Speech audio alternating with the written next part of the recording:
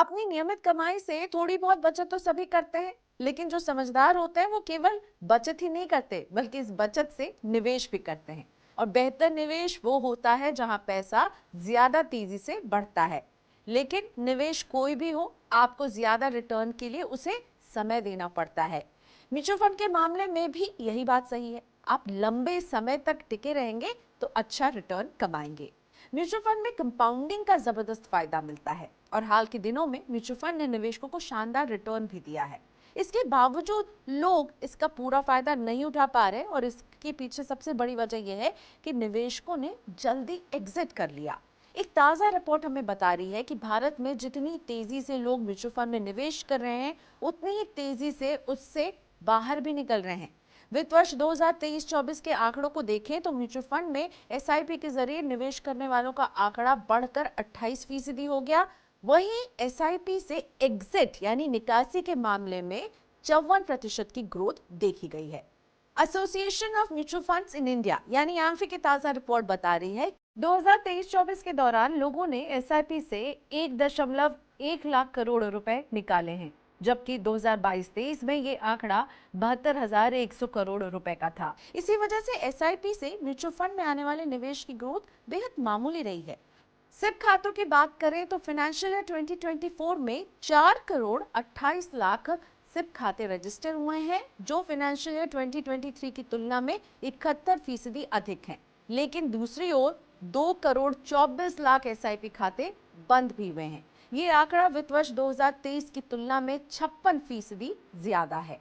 अगर सिर्फ एसआईपी की ग्रोथ को देखें तो 2023-24 में नेट एसआईपी ग्रोथ 4.9% रही है और 2023-24 में लोगों ने एसआईपी में 87,971 करोड़ रुपए का निवेश किया, जबकि 2022-23 में ये निवेश 83,873 करोड़ रुपए पर था।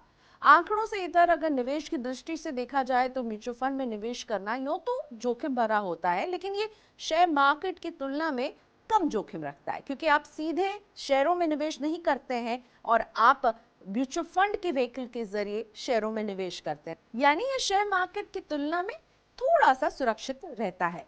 म्यूचुअल फंड हाउस में फंड मैनेजर्स एक साथ कई तरह के शेयर्स में भी निवेश करते हैं, इस वजह से लोगों का जोखिम कम हो जाता है।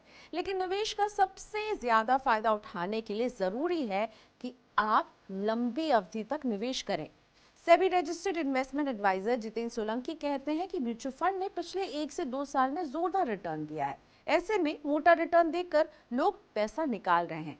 खास तौर पर युवा निवेशक छोटी अवधि में मोटा मुनाफा देख म्यूचुअल फंड से बाहर निकल रहे हैं, अपने यूनिट्स को रिडीम कर रहे हैं। लेकिन ये निवेश का बेहतर तरीका नहीं है, क्योंकि आपने जिस लक्ष्य के साथ म्यूचुअल फंड में निवेश किया था और उसके लिए जब आपको 1 से 2 साल के बाद उन पैसों की जरूरत पड़ेगी, तब आपको पता चले कि आपने तो वो पैसे निकाल लिए, तो बेहतर होगा कि आप स्मॉल या मिड कैप से पैसा निकालकर डेट फंड में उसे सुरक्षित रख लें। और अगर आपका लक्ष्य 10 से 15 साल दूर है तो फिर आप मिड कैप और स्मॉल कैप में भी हैं, तब भी चिंता की जरूरत नहीं, बस आप अपने फंड के साथ बने रहिए। मनी लाइन के सर्वे में भी इस बात का खुलासा हुआ था कि देश में अधिकांश निवेशक 11 से 13 महीने के बीच म्यूचुअल फंड से अपना पैसा निकाल लेते हैं।